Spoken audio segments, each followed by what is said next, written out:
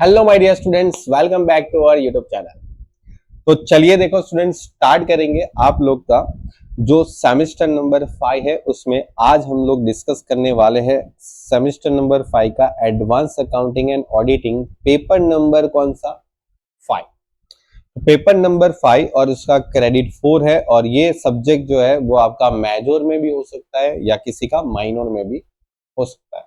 ठीक है, डिपेंड करेगा आपकी कॉलेज की सिलेक्शन। तो चलिए, माइनर हो या मेजर हो, अगर आपका advance accounting auditing paper number 5 है तो कौन सा सिलेबस है आपका इस साल से, तो उसको एक बार देख लेते हैं। ठीक है, बिकॉज सिलेबस देखना बहुत जरूरी है ताकि हमें प्रिपरेशन में पता चले कि कौन से टॉपिक पे कितना ध्यान देना है। तो सबसे पहला अपना आज का टॉपिक है ancient Indian auditing and modern Indian auditing. अब देखो, ये जो ऑडिटिंग है वो आपके लिए सेमेस्टर 5 में न्यू सब्जेक्ट है, जहां पर आपको लगता है कि सर सिर्फ थियरी पढ़नी है, लेकिन देखो थियरी पढ़नी ही नहीं है, उसको समझना भी है। बिकॉज हम लोग जो अकाउंट में प्रैक्टिकली करते हैं ना, ठीक है, अब जब अकाउंट प्रैक्टिकली करते हो, ठीक है, बड़ी बड़ी कंपनीज में, बड़े बड़े जो बिजनेसेस होते हैं उसमें जो भी अकाउंटिंग होती है, ठीक है, उस अकाउंटिंग की ऑडिटिंग होती है कि जिसने अकाउंट लिखा है, ठीक है, उसने अकाउंट लिखने में कोई गड़बड़ तो नहीं की। ठीक है, या तो कंपनी के जो मैनेजमेंट है या जो बिजनेस का जो एम्प्लॉयर है या एम्प्लॉय है, वो उसके बिजनेस में कोई प्रॉफिट कम या ज्यादा दिखाने के चक्कर में अपने अकाउंट्स को मैनिपुलेट तो नहीं कर रहा है। ठीक है, ये सब जब आप पढ़ोगे सब समझ जाओगे। ठीक है, तो ये अकाउंटिंग जो है उसके ऊपर से ही ऑडिटिंग करते हैं। ठीक है, तो यहाँ पर आपको जो सब्जेक्ट है वो भले थियरिकल है, लेकिन थियरिकल के साथ साथ प्रैक्टिकल नॉलेज भी होना बहुत जरूरी है। तो सबसे पहले आपका जो टॉपिक है, चैप्टर है, वो ये चैप्टर है कि आपका जो मॉडर्न ऑडिटिंग है, और उससे पहले जो पुराने जमाने में मतलब राजा महाराजाओं थे, ठीक है, उस टाइम पे भी तो हिसाब किताब लिखते थे, तो उस टाइम पे किस तरीके से ऑडिटिंग होती थी, तो वो सब के एक कंपेरिजन में एक चैप्टर है। और ये चैप्टर का वेटेज है 25%। मतलब मैं एक सही बात बताऊं ना, तो यहां से लगभग 7 मार्क्स का क्वेश्चन आना फिक्स है। ओके, और यहाँ से 2 मार्क्स का शॉर्ट क्वेश्चन भी आना फिक्स है, और यहाँ से 4 मार्क्स की शॉर्ट नोट भी आने के लिए फिक्स है। हाँ, इसमें से कुछ कम ज्यादा हो सकता है, लेकिन इतना तो फिक्स है। ओके, सिंपल बोल रहा हूं, देखो जितना बोल रहा हूं उतना पूछेंगे। ठीक है, तो अगर आप ये चैप्टर अच्छे से करके जाते हो तो मिनिमम, मैं मानता हूं मिनिमम 10 मार्क्स तुम कवर कर सकते हो। ठीक है, तो अच्छे से इस चैप्टर को प्रिपेयर करो। चलिए, उसके बाद अगर मैं आगे की थोड़ी बात करूं तो चैप्टर नंबर 2 मतलब यूनिट नंबर 2, देखो मैं जो आपको यहाँ पर सिलेबस डिस्कस करवा रहा हूँ ना, वो VNSU के हिसाब से जो उन्होंने PDF दिया है, उस PDF को मैंने ठीक से टाइपिंग करवा दिया ताकि थोड़ा सा क्लियरिटी और आए। तो ये जो PDF है उसमें यूनिट वाइज आपका सिलेबस देते हैं। आप बुक्स में देखोगे तो इस पूरे सब्जेक्ट के अंदर 10 चैप्टर, कितने चैप्टर है, 10 चैप्टर। यहां पर हम यूनिट वाइज देखेंगे क्योंकि एक यूनिट के अंदर 2-3 चैप्टर कवर कर लेते हैं। तो सबसे पहले इंट्रोडक्शन टू द ऑडिटिंग, उसमें इंट्रोडक्शन टू ऑडिटिंग, ठीक है, ऑब्जेक्ट ऑफ ऑडिटिंग। अब उसके अंदर क्या क्या पढ़ना है वो भी है आपके पास। इंट्रोडक्शन एंड मीनिंग पढ़ना है, स्कोप पढ़ना है, प्रिंसिपल पढ़ना है, difference between auditing and accountancy पढ़ना है, एडवांटेज एंड लिमिटेशन पढ़ना है आपको, फिर ऑब्जेक्ट ऑफ ऑडिटिंग पढ़ना है। यहाँ पर detection and preventation of error. Error मतलब जब आप अकाउंट लिखते हो ना, तो अकाउंट लिखने के टाइम पे तुम गलती करते हो, तो अगर वो गलती तुम्हारे अकाउंट में हो रही है, हो गई है, तो उसको कैसे रोकोगे या उसको कैसे डिटेक्ट करोगे, कैसे पकड़ोगे। ठीक है, तो ये हो गया detection and preventation of error. फिर effect of the error on agreement of the trial balance sheet, on detection of the error when a trial balance sheet does not agree. ये 2 सवाल जो है ना, उसमें से एग्जाम में हमेशा एक सवाल आता है, लिख लो, अभी से लिख लो, इंपोर्टेंट, ये एक सवाल आता है। ठीक है, फिर embezzlement of cash and manipulation of the misappropriation of the goods, sorry. तो embezzlement of cash and misappropriation of goods, यहां से भी एक सवाल एग्जाम में जरूर आता है, ठीक है। फिर आता है मैनिपुलेशन ऑफ द अकाउंट, ठीक है, मतलब अकाउंट को मैनिपुलेट करके आप अपना प्रॉफिट जो है या लॉस जो है वो दिखा रहे हो, ठीक है, ये सब पढ़ेंगे हम। पोजीशन ऑफ द ऑडिटर और modern view on position of the auditor regarding the fraud and other object of the audit, ठीक है। उसके बाद ऑडिटिंग के जो टाइप्स है वो, ठीक है, तो ऑडिटिंग्स के अलग अलग टाइप्स हैं इस चैप्टर में। तो अगर देखा जाए तो इतना सब कुछ मिला के 20% वेटेज, ठीक है। तो यहां से भी आपको मैं बोलूं तो 7 मार्क्स का एक क्वेश्चन मान के चलो। देखो ये जो मैं बता रहा हूं वो थोड़ा अप्रोक्स होता है, क्योंकि एग्जामिनर जब पेपर सेट करता है तो ये वेटेज को थोड़ा बहुत ऊपर नीचे कर लेता है, ठीक है। आप देखना पेपर में आपको बताऊंगा तो पता चल जाएगा कि यहाँ पर भले 20% लिखा है, लेकिन समझो कभी कभी ऐसा भी हो जाता है कि इस पूरे टॉपिक से 2 7-7 मार्क के सवाल पूछ लिए, कितने 2, अब 2 7-7 मार्क के सवाल मतलब कितने हो गए 40, और यहाँ पर वेटेज कितना है 20 मतलब 50 मार्क्स का पेपर का 20% करोगे तो 10 मार्क्स आता है। तो 10 मार्क्स से ज्यादा भी कभी कभी हो सकता है, लेकिन अपने को मार्क्स के हिसाब से चलना है कि यहां से अगर देखा जाए तो एक 7 मार्क का क्वेश्चन फिक्स है, 2 मार्क्स के क्वेश्चन भी यहां से एक फिक्स है, 2 क्वेश्चन यहां से आ सकते हैं, 2-2 मार्क्स वाले 2 क्वेश्चन आ सकते हैं, और यहां से एक शॉर्ट नोट आ सकती है, क्योंकि देखो ऑप्शन भी तो होते हैं। जैसे समझो आपको पता है कि ऑप्शन होते हैं, जैसे 7 मार्क का एक सवाल है, 7 मार्क का एक सवाल है, अगर ये दोनों सवाल नहीं करने तो इसके ऑप्शन में कभी और भी सवाल पूछते हैं, तो ऑप्शन भी होते हैं, ठीक है। पेपर हम लोग सिलेबस अभी डिस्कस कर रहे हैं, पेपर हम लोग बाद में डिस्कस करेंगे, क्योंकि पेपर पैटर्न कभी कभी क्या होती है यूनिवर्सिटी एग्जाम से पहले पहले भी चेंज कर देती है, तो अभी पेपर पैटर्न पे चर्चा करने की कोई जरूरत नहीं है। तो अभी हम लोग सिर्फ सिलेबस की डिस्कशन कर लेते हैं। अब बात करते हैं audit strategy and audit planning, ठीक है। मोस्ट इंपोर्टेंट टॉपिक है, भले 15% का वेटेज है, लेकिन यहां से एक क्वेश्चन हमेशा पूछते हैं, और पता है वो कौन सा क्वेश्चन हमेशा पूछते हैं, ये वाला टॉपिक जो है ऑडिट प्रोग्राम, यहां से एक क्वेश्चन हमेशा आता है, ठीक है।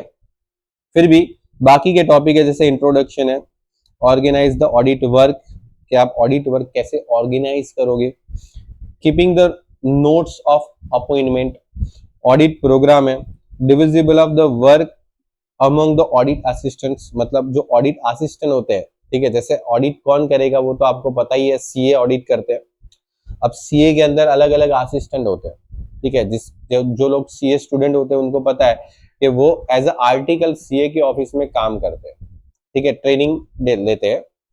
तो जो ऑडिटर होता है, जो मेन आपका सीए है ऑडिटर, वो अपना काम अलग अलग असिस्टेंट के बीच में जो डिवीजन करता है वर्क का, उसके ऊपर यहाँ पर एक क्वेश्चन है। फिर आता है ऑडिट नोटबुक, जैसे आप लोग अभी पढ़ाई करने के टाइम पे नोटबुक बनाते हो ना, बनाते हैं, तो वैसे ही जब आप ऑडिट करोगे तभी भी ऑडिट नोटबुक बनाओगे, जिसमें आप ऑडिट के अंदर जो जो चीज देख रहे हो, ऑडिट के अंदर जो जो चीज आप ऑडिटिंग कर रहे हो, उस चीज का एक नोट्स बनाते जाओगे, वो हम लोग देखेंगे क्या क्या करना है उसमें। फिर difference between audit programme and audit notebook, audit programme और ऑडिट नोटबुक के बीच में डिफरेंस। फिर आता है ऑडिटिंग वर्किंग पेपर, फिर आता है determine the audit procedure, okay. और ये सब कुछ मिला के 15% का वेटेज है, और 15% वेटेज पे अगर मैं ना जाऊं तो यहां से 7 मार्क्स का, 2 मार्क्स का और एक 4 मार्क्स का, इस तरीके से आपका लॉन्ग क्वेश्चन, शॉर्ट क्वेश्चन और शॉर्ट नोट हर बार इसी तरीके से चलेगा। कभी कभी एक आध क्वेश्चन ज्यादा कम आ सकता है। चलो बात करेंगे इंटरनल कंट्रोल सिस्टम, जिसमें आपको इंटरनल चेक, इंटरनल कंट्रोल और इंटरनल ऑडिट, ये 3 टॉपिक पढ़ने अच्छे से, जिसमें आपको इंट्रोडक्शन पढ़ना है उसका, फिर overview of the internal control system, scope, characteristics of internal control system, और type of internal check auditors duty, ये बहुत इंपॉर्टेंट क्वेश्चन है। Type of internal check, actually ना यहाँ पर एक पॉइंट अलग से आएगा, यहां तक ही ये पॉइंट है, उसके बाद ये पॉइंट जो है ना वो नया पॉइंट है, जिसमें पूछा है auditors duty regarding the internal check system. ये सवाल बहुत ही इंपॉर्टेंट है, auditors duty regarding the internal check system. यहां पर 15% का वेटेज है, लेकिन मैं यहां से भी आपको एक ही सजेशन देता हूं कि हमेशा यहां से 7 मार्क्स का क्वेश्चन, 2 मार्क्स का क्वेश्चन और 4 मार्क्स की शॉर्ट नोट की चांसेस है। ठीक है, मैं टॉपिक से कितने मार्क्स का क्वेश्चन आ सकता है वो बता रहा हूं। ठीक है, परसेंटेज अभी साइड में रख दो, क्योंकि परसेंटेज कभी फॉलो नहीं होते, मैंने खुद देखा है, इतने साल से पढ़ा रहा हूं, मुझे पता है। 15% लिखा है, 15% मतलब क्या होता है, 7 या 7.5 मार्क्स, मतलब समझो 50 का 15% करो, आप चेक करो, देखो 50 का 15%, ठीक है, 7.5 होता है। यहां पर से 7 मार्क्स से ज्यादा भी कभी कभी पूछ लेते, ऐसा नहीं। और ऐसा भी होता है कि जैसे 7 मार्क्स का क्वेश्चन नहीं आया तो यहाँ पर शॉर्ट नोट आ गई 4 मार्क्स की, और 2 मार्क्स का क्या आ गया, 2 मार्क्स का एक क्वेश्चन आ गया, 6 मार्क्स हो गए फिर तो पॉसिबल है कि वेरी करेगा। ठीक है, चलो फिर बात करेंगे auditing of item of the financial statement. अब देखो यहां पर ध्यान से समझना, क्योंकि ये जो टॉपिक है उसमें 25% वेटेज है, लेकिन मैं इस पूरे टॉपिक से बोलता हूं एग्जाम में 20 मार्क का पूछता है। भले यहाँ पर 25% लिखा है, लेकिन अगर ऑप्शन के साथ भी अगर आप इसको कंपेयर करते हो ना, तो इस पूरे टॉपिक के अंदर 20 मार्क का पूछता है, ऑप्शन के साथ बोल रहा हूं। ठीक है, बात करेंगे, आपका चैप्टर है वाउचिंग, और उसमें आपको वाउचिंग की डेफिनेशन अच्छे से करना है, मीनिंग, कैरेक्टरिस्टिक्स, ऑब्जेक्ट, इंपोर्टेंस और point to be consider in vouching. फिर वाउचिंग एंड ऑडिटर्स, मतलब वाउचिंग एंड ऑडिटर्स ड्यूटी। फिर उसके बाद vouching of the cash transaction, जिसमें इंट्रोडक्शन आपको करना है, examine the internal check regarding the cash transaction, vouching and receipt side of the cash book, vouching the payment side of the cash book. अब आपको पता है यहां पर देखने में लगता है कि ये एक टॉपिक है, लेकिन अगर इस टॉपिक के अंदर देखने जाओगे ना, तो इस टॉपिक के अंदर कम से कम 30 पॉइंट है, मिनिमम 30 पॉइंट है, समझ लो। तो अपने आप में बहुत बड़ा टॉपिक हो गया है। फिर उसके बाद अगर बात करते हैं तो verification and vouching of the assets and liability, chapter number 1। इसके 2 चैप्टर आपके होंगे, आई थिंक आपकी बुक्स के अंदर 9th और 10th चैप्टर ये वाला रहेगा। ठीक है, असेट्स एंड लायबिलिटी का vouching and verification chapter number 1, और फिर verification and valuation of assets and liability chapter number 2। ठीक है, अब उसमें इंट्रोडक्शन है, मीनिंग है, इंपोर्टेंस, एडवांटेजेस है, फिर जनरल प्रिंसिपल है, उसके difference between verification and vouching, मतलब वेरिफिकेशन और वाउचिंग के बीच का डिफरेंस है, classification of assets liability of the auditor in connection with the valuation, verification and valuation of various type of assets. उसके बाद इसमें इंट्रोडक्शन है, वेरिफिकेशन ऑफ एसेट्स है, verification of valuation of liabilities है। ठीक है, यहां पर पूरा असेट्स के ऊपर है और यहां पर पूरा लायबिलिटीज के ऊपर है। ठीक है, बस इतना टॉपिक है। ऑलमोस्ट अगर आप देखे जाओगे तो 10 चैप्टर, और 10 चैप्टर के अंदर के कंटेंट देखोगे ना तो बेटा बहुत ज्यादा कंटेंट है। ठीक है, तो ये जो पूरा टॉपिक है यहां से पढ़ना आपको अच्छे से। बात करूं इसके अंदर तो 2 मार्क्स का तो शॉर्ट क्वेश्चन यहां से 2 तो फिक्स है, 2 तो फिक्स है, लेकिन 7 मार्क्स का भी क्वेश्चन यहां से आ सकते, और कभी कभी 2 क्वेश्चन भी यहां से आते हैं। और शॉर्ट नोट एक अगर मैं मान के चलूं तो इस पूरे टॉपिक से मैं बोल रहा हूं आपको 20 मार्क्स तक का भी कभी कभी जाता है। ठीक है, भले यहाँ पर 25% वेटेज लिखा है, 25% वेटेज का मतलब हो गया 50 का 25%, कितना हो गया 12.5, लेकिन 12.5 से ज्यादा का ही पूछते, ऑप्शन भी देखना है ना अपने को। तो ठीक है, तो बहुत सारे टॉपिक इसके अंदर कवर है। बोला जाओ तो यहाँ पर अभी देखा जाए तो 4 चैप्टर इसके अंदर कवर है, यहाँ पर 4 चैप्टर कवर हो, बराबर। ये एक चैप्टर 5 हो गया, ये 6, फिर इसके अंदर ऑलमोस्ट 3 चैप्टर 4 चैप्टर कवर हो गए, और ये आपका एक फर्स्ट चैप्टर। तो ऑलमोस्ट सब कुछ मिला के अगर आप बुक्स देखोगे ना तो 10 चैप्टर मिलेंगे, ठीक है। तो ये हो गया आपका पूरा syllabus, advance accounting and auditing paper number 5। Okay, तो चलिए तैयारी स्टार्ट करिए और मिलते हैं नेक्स्ट लेक्चर में। तब तक के लिए गुड बाय और टेक केयर।